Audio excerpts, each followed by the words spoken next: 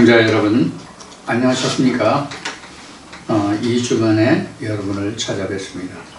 지난 3월 2일 날 여러분을 뵙고 3월 9일 날은 뵙지 못했고 오늘 3월 16일이죠. 오늘 여러분과 다시 만나게 돼서 반갑습니다. 제 개인적인 심정으로 말하면 말씀을 증거하지 않으니까 육신은 편하고 좋은데 심적으로는 마음으로는 그렇지 못하더라고요. 솔직한 제 심정입니다. 그래서 오늘도 좀 몸으로는 쉬고 싶지만 그럴 수 없어서 오늘 여러분들 앞에 이렇게 나타났습니다. 자, 여러분들 널리 양해하시고 오늘도 이사야 강의 시간으로 오늘 이사야 60장 두 번째 시간입니다. 오늘 이 시간에는 지난 회에 이사야 60장 6절로부터 보면 미디안, 에바, 스바, 게달, 느바옅 이런 지역 이름이 나오죠. 현재 지역 이름이지만 이것이 결국은 다 사람이죠. 즉 아브라함의 후예들입니다. 좀 더 올라가면 아브라함의 앞에 올라가면 노아가 있죠. 그래서 우리가 성경의 역사에서 크게 따지면 어떻게 이제 마디를 분류해 볼 수 있는가 하면 아담으로 시작해서 노아, 아브라함, 그 다음에 예수 이렇게 볼 수가 있습니다. 물론 이제 모세가 있습니다만은 모세는 노아와 아브라함의 총체적인 것을 볼 수 있고 또 이것을 좀 더 구분하면 노아는 모세로 볼 수 있고 아브라함은 예수를 볼 수 있고 이렇게 이제 구분을 우리가 해볼 수 있습니다. 그런데 우리가 창세기에서 하나님이 아브라함에게 가나안 땅을 언약하시죠. 가나안 땅을 언약하실 때에 그 가나안 땅이 누구의 땅이었냐면 결국은 노아의 세 아들 중인 함의 지경이었죠. 그래서 함의 족속들과 싸우는 것이었어요. 이것을 이제 전에 창세기 말씀을 우리가 공부할 때 여러분들과 함께 나눈 적이 있습니다. 여러분들 기억을 하시는 분이 혹여 계실지 모르겠는데 그래서 우리가 성경에서는 예수가 말하였던 것 같이 또 하나님이 모세에게 직접 말씀하셨던 것 같이 나는 너의 조상 아브라함과 이삭과 야곱의 하나님이다 이렇게 이제 말씀하셨죠. 이것이 성경이 여러 군데 많은 데서 아브라함과 이삭과 야곱의 하나님이라는 말씀이 나옵니다. 그런데 이제 신약에 와서 아브라함이란다. 사도 바울은 아브라함을 크게 더 부각시키죠. 그래서 믿음으로 난 사람들은 믿음의 사람들은 다 아브라함의 씨다, 아브라함의 자손이다 이렇게 얘기하죠. 그래서 우리가 아브라함이라고 하면 성경 창세기에서부터 나타난 어떤 족보상의 그런 아브라함을 이야기하는 것이 아니라 성경이 말하는 아브라함은 곧 하나님의 의미가 됩니다. 왜 하나님의 의미가 되느냐는 결정적인 증거는 누가복음 16장에서 예수가 일러스트로 예를 들어서 설명할 때 부자와 거지 나사로가 있었죠. 부자와 거지 나사로가 있었는데 거기에서 부자도 죽고 거지 나사로도 죽고 결국 다 죽죠. 인생은 비록 인생뿐만 아니라 이 세상의 모든 동식물을 통해서 그 순혈이 있습니다. 그래서 성경에 전도서나 잠언에 있는 말씀같이 오는 때가 있고 가는 때가 있습니다. 날 때가 있고 죽는 때가 있고 이런 이제 말씀이 있죠. 그래서 이 세상에 존재하는 것은 언젠가는 다 끝이 있습니다. 즉 시작이 있으면 끝이 있는 거죠. 자, 그런데 누가복음 16장에서 예수가 부자와 거지 나사로를 언급하시면서 거지 나사로가 하나님의 품에 들어갔다라고 말하는 것이 아니라 아브라함의 품에 들어갔다 이렇게 말합니다. 이것이 아브라함이 하나님과 동등됨을 증거하는 가장 대표적인, 획기적인, 확정적인 말씀이 됩니다. 자, 그러면 다른 말씀을 우리가 조금 더 상고하고 상고하면서 진행한다면 예수가 사람을 신이라고 그랬잖아요. 사람을 신이라고 그랬잖아요. 근데 사람의 종류가 무수히 많단 말이에요. 사람의 종류가. 지금 제가 말하는 사람의 수가 무수히 많다고 하는 것은 뭐 흑인도 있고 백인도 있고 뭐 황인종도 있고 거기에 또 뭐 혈적으로 우리 그 대한민국 같으면 단군의 자손이고 이런 무수한 족속이 있다고 하는 것이 아니라 하나님의 말씀 안에서의 무수한 족속이 있다고 하는 거예요. 그런 얘기예요. 그래서 노아에게도 세 아들이 있고 세 아들들로부터 그 자손이 퍼지고 이렇게 됐잖아요. 아브라함도 그 후손이란 말이에요. 셈의 후예란 말이에요. 그 아브라함도. 그러면 결국 하나님의 씨가 노아 홍수 심판 후에 획기적으로 세상에 퍼졌다고 해야 되거든요. 왜 그런가 하면 성경이 그러면 노아 때 세상에서 다 싹 쓸어버렸잖아요. 멸망시켰잖아요. 그래서 노아의 가족이 8명만 남았잖아요. 그래서 그 이후에 사람들의 씨가 세상에 번졌는데 그게 셈, 함, 야벳이란 말이에요. 셈, 함, 야벳으로부터 시작해서 아브라함이 이루고 아브라함에서 야곱에서 12지파가 이루었고 그 12지파가 주축에 대해서 그 하나님의 역사가 성취되었단 말이에요. 그래서 그 성경에 우리가 이사야 공부하면서도 여러 번 나왔지만 야곱 중에서도 그 죄과를 떠난 자 이렇게 돼 있잖아요. 그래서 우리가 지금 성경에 보는 바 성경에서 지금 간단하게 쭉 열거해서 말씀을 드렸던 바와 같이 우리가 성경에서 기록한 이 말씀들의 핵심을 우리가 잘 살펴보면 하나님이 싸우는 것은 하나님 안에서의 싸움이지 하나님의 밖에서의 싸움이 없다는 것을 우리가 인지해야 돼요. 첫째, 가나안 땅도 노아의 후예들이 사는 땅을 아브라함의 씨 중에서 이삭으로 난 자 야곱의 12지파에게 준다는 언약이었단 말이에요. 그러면 그 나머지들은 다 뭐냐? 다 하나님 말씀으로 시작한 사람들이에요. 노아도 그렇고 아브라함도 그렇고. 그 씨들과 싸우는 거예요. 그 씨들과 싸운다는 얘기는 무엇을 말하냐면 지금 이사야 60장 6절로부터 기록된 이러한 다른 씨들, 하나님이 언약하지 않은 씨들과의 싸움이란 말이에요. 그래서 이사야 60장 6절로부터 7절까지 기록된 이런 미디안, 에바, 스바, 게바, 게달, 느바옅 이런 그 지경을 보면서 이게 다 이제 노아의 후예들, 아브라함 후예들이거든요. 그래서 아브라함의 세 처해를 관해서 지금 알아보고자 하는 거예요. 사라가 있고, 그 다음에 누구야? 하갈이 있고, 그 다음에 누구야? 두라가 있단 말이에요.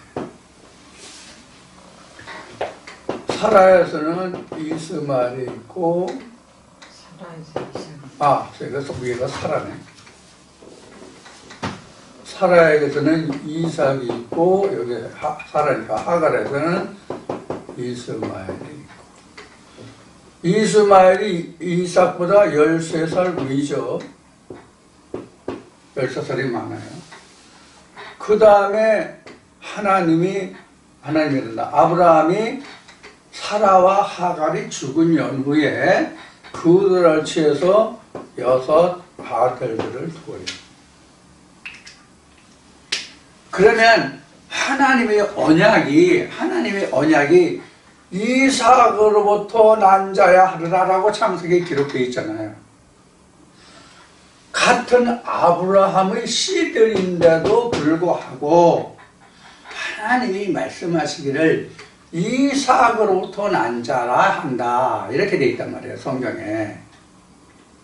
그러면 결국은 이러한 사람들은 다 제하여져야 할 대상들이에요. 같은 아브라함의 씨지만. 이게 무엇을 성경에서 의미하는가 하는 거예요.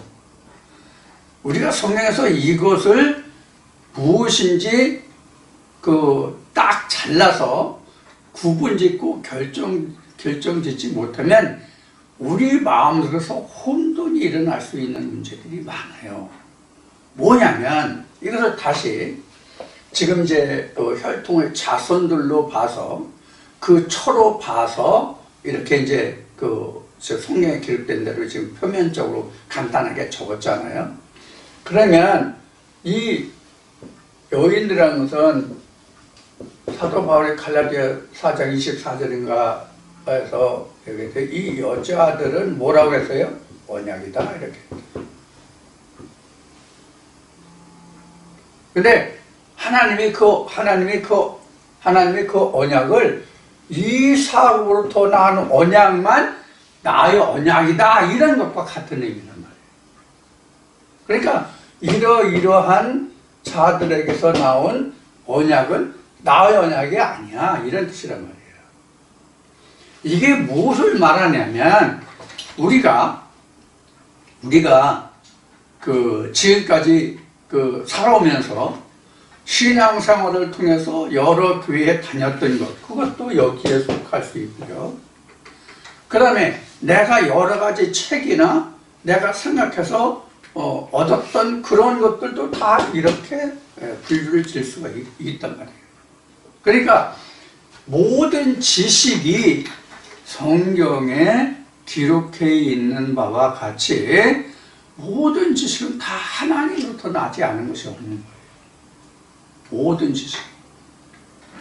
거기서 하나님이 씨로 삼은 그 언약이 아닌 것은 다 제하라는 뜻이 바로 가나안 정복이고 하나님이 성전을 세운다는 뜻이고 예루살렘과 시온이라는 뜻이 되는 거예요. 우리는 지금 이 싸움을 하고 있는 거예요. 그래서 방금 말했듯이 지금까지 우리가 신앙생활을 하면서 보고 듣고 알고 스스로 취하고 했던 많은 하나님의 지식들이 있잖아요. 그게 다 쳐들어요. 각자에게서. 나는 지금 믿음이 있으면 나는 아브라함이 되고 하나님의 이 언약이 있기 전엔 아브라함이고 하나님의 살아의 언약이 있은 후부터는 나는 아브라함이 되고 이런 거란 말이에요. 그러면 지금 아브라함의 경우에는 이 세처가 아브라함이 죽은 게 175세인가 죽었는데 아브라함이 이 생애는 175세가 끝이잖아요. 그리고 175세까지 살면서 이런 초를 거느렸잖아요. 자, 그러면 우리는 그럼 어떻게 이 말씀이 적용되는가 라는 것을 생각해 보면 우리가 아브라함으로부터 하나님의 음성을 듣기 시작하잖아요. 그게 언제인지는 몰라요. 아브라함 때부터 하나님의 음성이 들려요.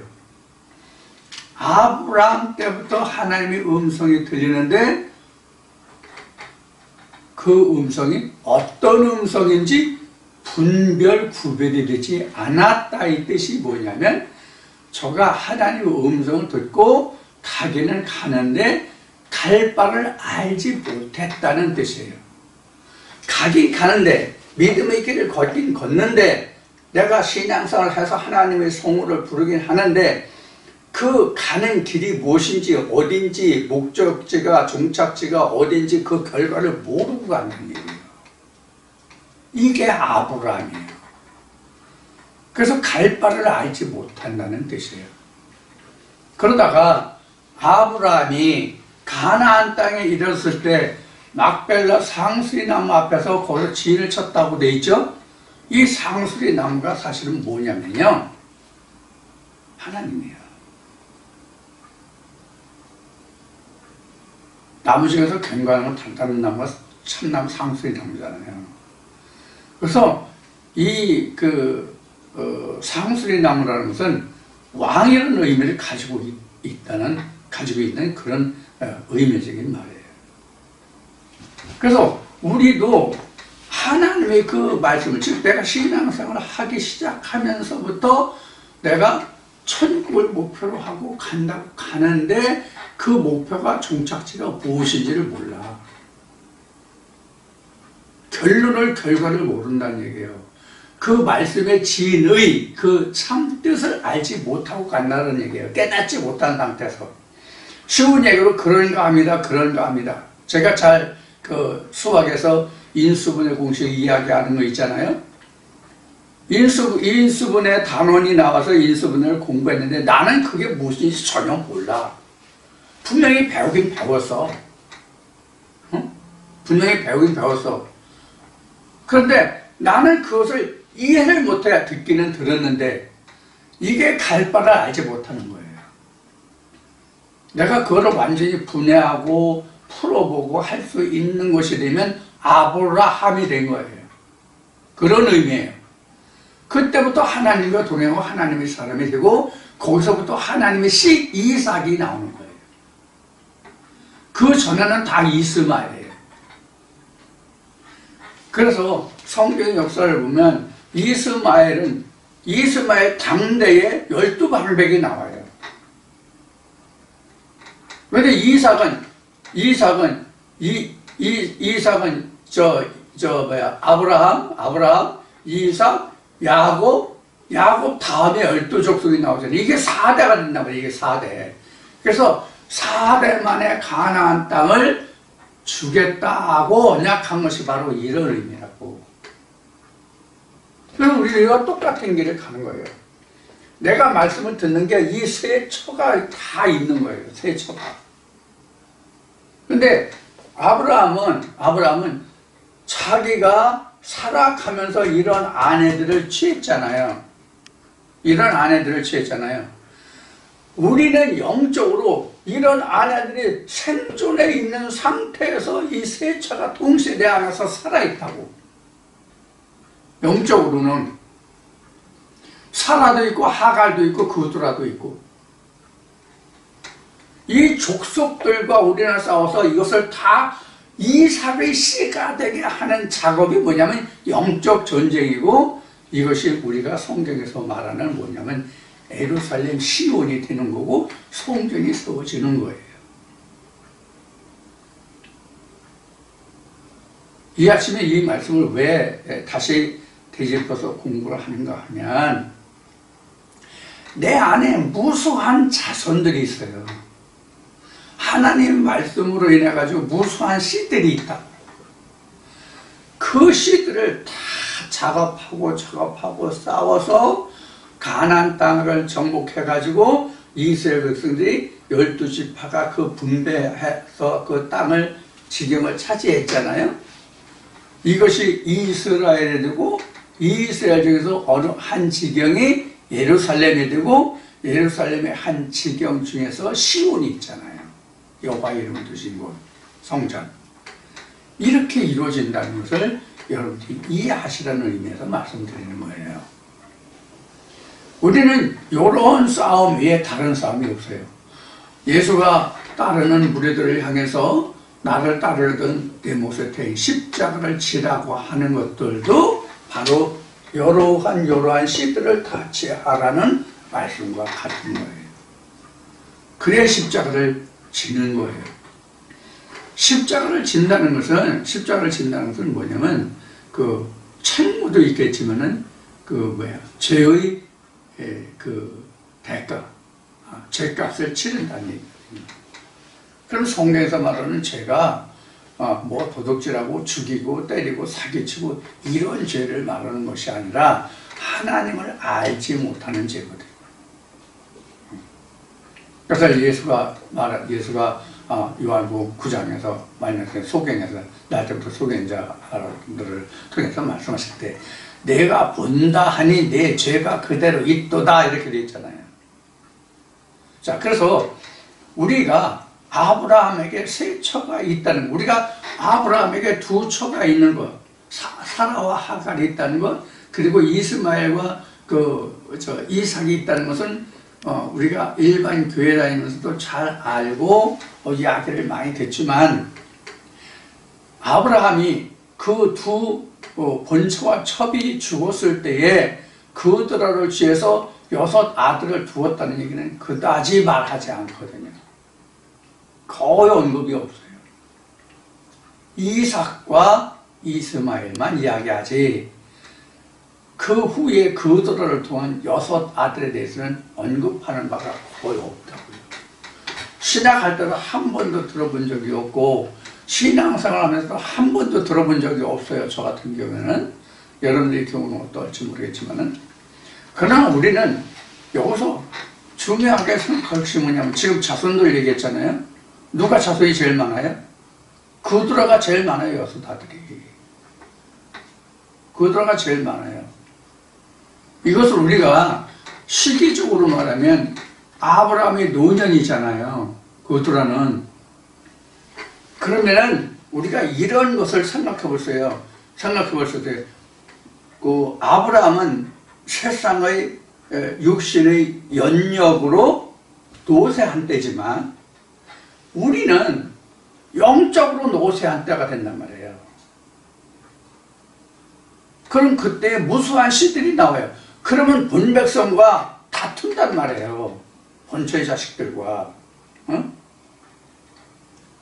사라와 하갈 때도 그랬잖아요. 하갈이 사라가 아들이 없음을 보고 얼마나 시기 질투하고 싸웠어요. 그래서 시온이 우리 옛날에 이시조선 때 첩살을 보면 나 전연하고 못 살아 하고 나 전연하고 같이 못 살아 이렇게 이제 영감한테 본처가 대드는 그런 경우와 같은 거잖아요.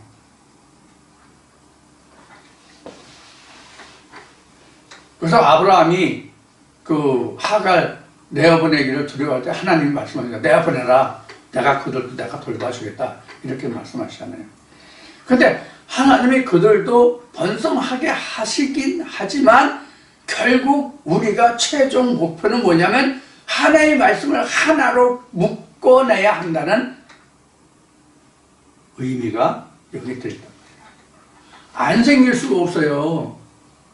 안 생길 수가 없다고. 쉽게 얘기하면 뭐냐면 우리가 성경 66권이잖아요. 권수로는. 많은 거 시편 같은 것은 엄청 길고 많은 말씀들이 있지만 성경에서 제일 긴 장들이 그 시편 119편이라고 얘기를 하는데, 시편 같은 경우는 150편까지 있단 말이에요. 창세기 말씀만 해도 이제 50편이 넘잖아요.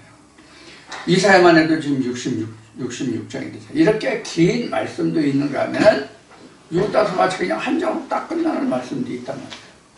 요나서 같이 그냥 한 2-3페이지로 끝나는 말씀도 있단 말이에요. 자, 이렇게 어떤 말씀이든지 간에 이렇게 이제 많이 실려져 있는 말씀도 있고 짧게 실려져 있는 말씀도 있지만은 그렇다고 해서 그 말씀이 작고 크다라고 이야기할 수는 없는 거예요. 신학에서는 대선지자, 소선지자 이렇게 구분하지만은 대선지자, 소선지자라고 할 수가 없는 거예요. 근데 우리가 결국은 해야 할 일이 뭐냐면 하나의 말씀을 하나로 만드는 거예요. 하나님의 말씀을 하나로 만드는 거예요. 그런데 하나로 만든다는 얘기가 뭐냐면 모세와 예수가 하나됨이에요. 그러면 모세와 예수가 하나됨이 무엇을 말하냐면 본문과 그 속뜻 진리가, 율법과 진리가 하나됨이에요.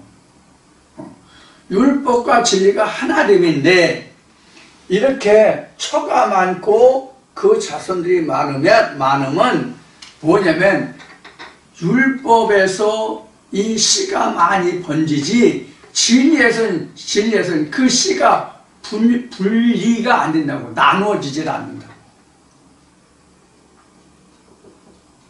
그러니까 율법이 진리와 하나가 돼야 된다고 하는 얘기는 이 하갈과 그두라가 사라가 돼야만 이삭이 된다, 이 이야기와 같은 거예요. 그러니까 하나님의 율법은 다 이게 다 하나님의 율법이잖아요. 언약이니까 하나님의 율법이 사라가 돼야 이삭과 같은 씨가 나와서 여기서 야곱이 나오고, 물론 여기에 또 이제 에사가 있죠. 그래서 야곱이라 할지라도 거기서 재권을 떠난 자 이렇게 되죠. 그러면 이게 이제 야곱이 재권을 떠난 여기서 더욱더 뭐냐면 정죄됐다 말씀이 이렇게 이제 표현할 수가 있겠죠. 이런 과정을 거쳐서 우리는 진리라는 하나의 결과물, 생명나무 열매를 우리가 맺게 되는 거예요. 그래서 지금 이렇게 그 아브라함의 세처와 그 자손들과 이러한 관계를 말씀드리는 것은 결국 지금 말씀드린 바와 같이 우리 안에 많은 말씀들이 있지만 그 말씀을 하나님이 언약의 말씀으로 끌어올려야 된다. 그러면 나머지들 다 멸하는 것이 되잖아요. 이게 가난한 종목이에요, 결국은요. 각자에게 있어서는. 그런 과정을 우리가 거쳐야 된다 하는 의미를 여러분들에게 말씀드리고자 해서 지금 그 아브라함의 세초를 여러분들과 함께 나눠보았습니다. 그래서 지난번에 이사야 60장 1절부터 9절까지의 말씀을 나누었죠. 이렇게 모든 그 아브라함으로 인해서, 즉 하나님으로 인해서, 성경으로 인해서 파생된 모든 말씀들을 결국은 그 하나님의 언약의 말씀으로 끌어올리는 거, 정죄해서 그런 과정이다. 이것을 이제 말씀드린 거예요. 그래서 이제 이사야 60장 그 9절에 보면 소음들이 나를 앙망하고 다시스의 배들이 먼저 이르되 원방에서 내 자손과 그 은금을 아울러 싣고 와서 내 하나님 여호와의 이름에 드리려 하며 이스라엘의 거룩한 자에게 드리려 하는 자들이라. 이는 내가 너를 영화롭게 하였습니다. 이 영화롭게 하였다는 뜻이 결국 지금 말씀드린 것으로 얘기하면 이러한 것들이 여기로 와서 이러한 열매를 맺어가는, 이게 영화로운 거예요. 그래서 내가 영화롭게 했다. 하나님이 이 씨를 줬다는 뜻이 되죠, 결국은요. 그것이 이제 결국이 이사야 60장 9절에서 언급하고 있는 말씀이 되겠습니다. 자, 이 정도 이제 아브라함의 세처에 대해서는 이 정도 말씀을 드리고, 그래서 이제 성경에서 파생되는 그 모든 말씀들을 결국은 하나님의 진리 말씀으로 끌어올려야 된다. 이제 그 얘기가 결론이 되겠죠. 자, 그러면 이사야 60장 10절 말씀부터 보겠습니다. 내가 놓아야 너를 쳤으나 이제는 나의 은혜로 너를 긍휼히 여겼은즉 이방인들이 네 성벽을 쌓을 것이요 그 왕들이 너를 봉사할 것이며 내 성문이 항상 열려 주야로 닫히지 아니하리니 이는 사람들이 내게로 열방 재물을 가져오며 그는 왕들을 포로로 이끌어 옴이라. 이렇게 되잖아요. 이제 지금 앞에 아브라함의 세처를 말씀드렸던 그 자손들을 말씀드렸던 것이 바로 지금 이 10절, 11절에 나온 말씀들이에요. 그럼 왕들이 뭐 여기 뭐 저기에서 뭐 저기 했고 그런 말씀이 나오잖아요. 이게 바로 이제 그런 의미가 여기에 들어있는 그런 의미라고 하는 것은 왕들이라는 게 여기 지금 미디안, 에바, 스바, 게달, 느바 이렇게 보면 여러분들 성경에는 여러분들 보시는 성경에는 어떻게 되어 있는지 모르겠지만 그 언더라인이 실선으로 2개가 그려져 있거든요. 이거는 이제 지경이라고 그랬잖아요. 근데 이때 당시에 지경은 노아의 후예들이나 아브라함의 후예들이나 그 후예들이 그 자기 이름을 붙여서 자기가 거주하는 땅을 내가 예를 들어 여기 사는데 내가 이 땅을 차지하고 내가 살아. 그럼 여기다 태수 성읍 이렇게 이제 진단 말이에요. 그런 뜻이 지금 언더라인 실선 2개 지금 지경이죠. 그러니까 그때 당시에는 사람 이름으로 성읍의 이름을 만들었단 말이에요.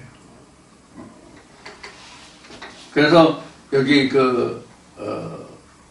지금 아브라함의 세초를 말씀드린 게 바로 이제 그런 연유에서 말씀을 드린 거예요. 그래서 성문이 닫히지 않고 무슨 많은 열방의 재물들이라는 게 여기서 보면은 미디안, 에바, 스바, 게달, 느바 요시 되겠지만은 우리는 이러한 아브라함의 예를 들어 이런 같이 우리는 예하에 있던 그런 모든 것이 다 어디냐면 이삭으로 끌어올려진다는 뜻이에요. 그럼 그게 다 부하가 되는 거예요. 성경에서 부하는 하나님의 말씀이잖아요. 예수가 부하잖아요. 이제 그런 의미로 말씀을 기록하고 있는 거예요. 그 10절은 내가 노하였다. 그래서 너를 쳤다는데 사실은 하나님이 실제로 노하신 것이 아니라 이스라엘 백성들이 타락을 한 하나님의 떠남을 인해서 하나님께 악을 행함으로 인해서 너희와 날 사이를 내었다 이렇게 말씀하셨죠. 그래서 여기 있는 말씀도 내가 너를 놓아야 쳤다 이렇게 되는데 이 쳤다가 바로 심판을 의미하기도 하고 그 다음에 이스라엘로 보면 아수르나 바벨론이 멍에를 매개하고 멸망하게 한 그것이 이제 첫 땅의 뜻이 이제 심판이죠. 쳤으나 나의 은혜로 너를 긍휼히 여겼습니다. 그렇게 했지만 내 은혜로 너희를 다시 구원하겠다는 거예요. 당시에 이스라엘을 보면 70년 바벨론 종살이를 언급하신 것이 바로 70년 동안 하나님이 치신 것이죠. 근데 하나님이 스스로 친 것이 아니라 하나님이 스스로 그들을 치신 것이 아니라 이스라엘 백성들의 허물로 인해서 스스로 자기네들이 그 화를 자초한 거다 하는 것을 우리가 명심해야 된단 말이에요. 우리도 마찬가지예요. 하나님이 우리에게 직접 진노를 주지 아니하신다고요. 그럼 진노를 누가 그럼 만드느냐? 각자가 만드는 거예요. 하나님의 계명을 떠나면 그것이 곧 진노잖아요. 그래서 이미 오래전에 제가 말씀드린 게 뭐냐면 신명기에 내가 너희 앞에 복과 저주를 두었다는 말씀을 드린 적이 있잖아요. 바로 그 얘기예요. 하나님이 우리에게 직접 진노를 주시는 게 아니에요. 하나님의 계명을 지키지 않으면 그것이 진노라고 하셨음과 같이 진노는 하나님이 주시는 것이 아니라 스스로 자초하는 것이다. 그러니까 우리는 여기서 알 것이 뭐냐면 하나님을 원망할 필요가 없는 거예요. 자기 자신을 항상 돌아봐야 하는 거예요. 하나님은 사실 진노의 하나님이라는 성경 없잖아요. 질투의 하나님이라는 말씀은 있지만 진노의 하나님은 없잖아요. 진노하신 하나님이 진노하셨다는 말씀은 있지만 하나님 스스로 인간에게 진노를 부으시는 하나님은 아니시단 말이에요. 하나님의 본성은 사랑이라고. 그럼 하나님의 본성이 사랑이라는 뜻은 뭐냐면 죽을 인생을 죽지 않은 생명으로 이끌어 주신 의미가 사랑이라는 말이에요. 인간이 남녀가 청춘 남녀가 서로 남녀가 서로 좋아 죽어서 물고 빨거는 그런 사랑을 얘기하는 것이 아니라고요. 원래 인간도 사랑이라면 동물도 사랑이라면 결국은 뭐냐면 종족 번식이 사랑이에요. 종국에 가서는 청춘 남녀가 사랑한다면 그 종국이 뭡니까? 씨 번식이잖아요. 그래서 사랑이라고 하는 것은 결국은 뭐냐면 종족 번식이에요. 생육 번성 충만하라. 이 말씀과 같은 거예요. 자, 그래서 하나님이 그 진노를 하셨지만 그래서 쳤지만 나의 은혜로 긍휼히 여긴즉 이방인들이 내 성벽을 쌓을 것이요. 이방인들이 내 성벽을 쌓으면서 이방인들이 실제 우리의 성벽을 쌓아줬나요? 이스라엘이 바벨론으로부터 회복돼서 돌아왔을 때에 이스라엘 성전을 재건했잖아요. 그 성벽을 그럼 이방인들이 쌓아줬나요? 아니잖아요. 이스라엘 백성들이 쌓았잖아요. 그러면 여기서는 왜 이렇게 설명하고 있느냐? 이러한 것들이 정제가 돼서 이렇게 끌어올려지면 이것이 곧 성벽이 되잖아요. 이거 다 이방인들이잖아요. 이방이라는 걸 다시 정의하면 사도 바울이 이야기했듯이 하나님을 알지 못하면 이방인이란 말이에요. 아무리 내가 주여 주여 외치고 황금 만금을 헌금하고 한 번도 하루도 빼지 않고 교회에서 내가 사는 믿음을 신앙생활을 한다 할지라도 하나님의 종국 결국 예수를 알지 못하면 그것은 다 이방인이란 말이에요. 그것들이 정제돼서 다시 하나님의 벽돌에 되면 그것이 성벽을 쌓아지는 결과가 되잖아요. 그렇게 우리가 성벽을 하나씩 줄줄도로 하나씩 벽돌 하나씩 짜 올리는 거예요. 생긴 그대로 깎고 다듬지 않고. 그런 의미가 여기서 그 이방인들이 내 성벽을 쌓을 것이요 그 왕들이 너를 봉사할 것이요. 왕들이라는 것은 그 무리들 이게 다 왕이에요. 결국은요. 이게 다 왕이라고 결국. 아브라함은 하나님에게서 나왔지만 이것이 다 각자 왕으로 타는 거잖아요. 자기 마음속에서 또 교회들로 보면 이 교회 저게 많은 교회들 각자 다 왕으로 타는 거라고. 성경에 예수가 그 이야기한 것이 그 내 마음속에 뭐가 있다고 귀신이 얘기할 때 한 귀신이 있는 게 아니잖아요. 그게 다 하나하나마다 왕이란 말이에요. 그래서 그 베드로도 그 하나님의 백성들을 믿음의 씨들을 말할 때 뭐라고 그 베드로가 얘기했냐면 너는 그 하나님의 족속이요 왕 같은 제사장이라고 이야기를 하고 있단 말이에요. 그러니까 우리가 하나님의 나라요 왕 같은 제사장이요 하나님의 족속이다. 그러니까 다 왕들이에요. 어떤 왕국이 됐느냐가 문제죠. 소돔과 고모라도 사실은 성경에서 보면 소돔과 고모라가 멸망, 소돔과 고모라도 결국은 하나님이 세우신 성이었잖아요. 그래서 그 중에 하나님의 의인이 없어서 그들이 멸망을 하였잖아요.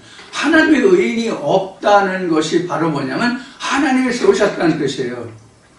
유다와 이스라엘도 마찬가지란 말이에요. 거기서 믿음의 씨가 없었잖아요. 그러니까 하나님이 그걸 진노하시고 그것을 치고 그들 바벨론에 그 종살을 하게 하신 그런 결과가 되잖아요. 자, 그래서 여기서 그 왕들의 그런 것이고, 그 다음에 내 성문이 항상 열려 주야로 닫히지 아니하리니.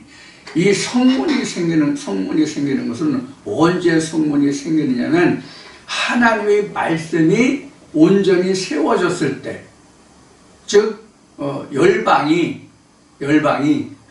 그 사라가 됐을 때. 다른 이런 언약들이 하갈이나 그들의 이런 것들이 살아가 돼서 이삭을 보게 될 때에 그때에 비로소 우리는 성문이 생겨요. 즉 하나님의 언약의 말씀이 내게 처음 주어졌을 때부터 성문이 생겨요. 이게 무슨 뜻이냐면 우리 인간은 백곡동물로 얘기하면 태가 생긴다는 얘기예요. 태가. 이게 지금 성문이에요. 그래서 이 성문이 항상 열려 주야로 닫히지 아니하리니. 이 성문이 우리 그 백곡동으로 한번 수정되면 닫히잖아요. 그래서 성경에는 찬송가도 그 성전문이 한번 닫히면 다시 열려지지 않는다는 찬송가 가사가 있죠. 그런데 하나님 안에서는 태가 닫히는 일이 없어요. 성문이 한번 생기면. 그래서 복음서 요한복음서는 들어오고 나가고 꼴을 얻는다고 요한복음 10장에서는 되어 있는 거예요. 내가 양의 문이다. 양의 문이 생긴 것이 바로 이 성문이에요. 이게 이사야 5장에서 보는 뭐냐면 하나님이 극상품 포도나무를 심어야만 비로소 뭐가 생겨요? 하나님의 울타리가 생겨요. 이게 같은 뜻이에요. 그래서 이제 여기서 성문이라고 하는 것은 바로 그런 거예요. 즉 하나님의 말씀을 받아들일 수 있는 뭐가 생겼다는 얘기예요? 씨앗이 생겼다는 얘기예요. 이게 성문이 처음 우리에게 생기는 거예요. 그래서 태가 형성돼요. 태가 형성돼야만 그 정자와 난자가 만나가지고 새로운 생명을 잉태하죠. 그래서 우리가 하나님 안에서는 지금 얘기했듯이 하나님 안에서는 이 태가 결코 닫히질 않아요. 항상 열려 있어요. 근데 우리가 백급동물 같은 경우에는 모든 백급동물이나 모든 시들이 한번 수정 씨바지가 되면 닫히죠. 그 다음 수정이 안 되죠. 근데 하나님 말씀하서는 안 해요. 항상 우리는 생명이 잉태되고 계속 잉태돼요. 이것이 달라요. 그래서 항상 열려있고 주야도 닫히지 않는다. 이 주야라고 하는 것은 실제 밤낮을 얘기하는 거야. 하나님의 말씀이 깨달아지는 때가 있고 그렇지 못한 때가 있고 그런데 이것이 주야예요. 그래서 그런 때도 항상 하나님의 그 성문은 닫혀지지 않는다. 자, 그래서 닫혀지지 않고 이는 사람들이 내게로 열방의 재물을 가져오고, 열방의 재물은 이제 앞에 말씀드렸으니까 더 설명 안 해요. 그 왕들을 포로로 이끌어옵니다. 이게 이제 다 다른 시들이 낳은 그런 것들이 그런 이제 포로예요. 왕들이고요. 그 다음에 12절 보겠습니다. 12절. 너를 섬기지 아니하는 백성과 나라는 파멸하리니 그 백성들은 반드시 진멸되리라. 그 하나님의 백성으로 끌어들여지지 않은, 즉 진리 말씀으로 그 성화 또는 성화 되지 못하는 모든 말씀은 다 버려지는 것들이 되죠. 그것이 여기에서 그 너를 섬기지 아니하는 백성과 나라는 파멸하리니 그 백성은 반드시 진멸되리라. 이렇게 됩니다. 그러니까 우리가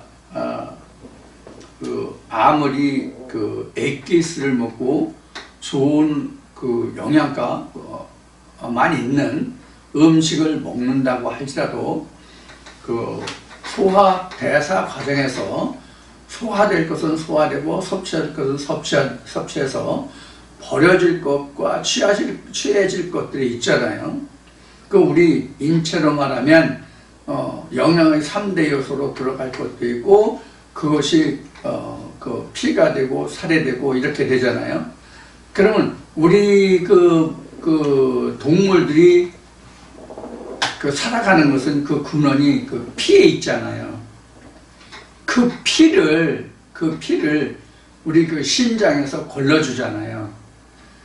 우리 마음에 하나님의 말씀도 우리 마음에서 이렇게 필터링을 해야 된다고. 필터링을. 그래서 취할 것은 취하고 버릴 것은 버리고 이렇게 된단 말이에요. 우리가 모든 피는 다 심장을 거치거든요. 그래서 우리도 모든 하나님의 말씀이 우리 마음의 영의 심장에서 콩팥으로 한 번은 다 걸러져야 돼요. 그래서 여기서 걸러져야 될 것이 무엇이고 다시 몸으로 돌려져야 할 것이 무엇이고 이것을 구분해야 돼요. 이것을 분별이라고 얘기해요. 우리는 분별이라고 얘기한다고 이것을. 그래서 우리는 하나님의 말씀을 항상 들을 때에 그냥 듣는 것으로 끝나는 것이 아니라 우리가 분별을 해야 돼요. 분별을. 하나님의 말씀을 분별해야 된다. 이 분별한다는 것이 지금 말씀드린 심장 콩팥에서 하는 역할이에요. 하나님의 말씀은 피잖아요. 생명이라고 그랬잖아요. 그래서 노아의 홍수 심판 때 그 고기를 인생에게 주면서 하나님이 말씀하실 때에 너희가 고기를 너에게 주어서 너희가 고기를 마음대로 먹을 수 있을 때 피채 먹지 마라. 피는 절대로 먹지 마라. 이는 생명의 이름이라. 이렇게 되어 있죠. 그래서 사도행전에도 뭐 사도들이 그 회의할 때 우리는 뭐 피를 먹지 아니한다. 이렇게 얘기했는데 그 피라고 하는 것은 결국은 그 우리가 그 음식점에 가서 그 선짓국이라고 그러죠. 그런 선짓국 그런 피를 이야기하는 것이 아니라 하나님의 생명을 먹지 않는다는 얘기예요. 취하지 않는다는 뜻이에요. 그래서 오늘날도 이것을 문자 그대로 받아들여 가지고 그 어떤 교파에서는 36인지 46인지 하는 교파에서는 지금도 고기를 먹지 않죠. 고기를 먹지 않죠. 그럼 고기를 먹지 않는데 노아 홍수심판에 하나님이 인생에 고기를 먹으라고 했잖아요. 다만 피만 먹지 말라고 그랬죠. 그럼 그것도 하나님의 말씀을 어기는 거네, 결국은. 응? 고기를 먹으라는데 자기네들이 스스로 계명을 삼아서 안 먹는 거잖아요. 그럼 말씀을 어긴 거네, 결국은. 이런 결과가 되죠.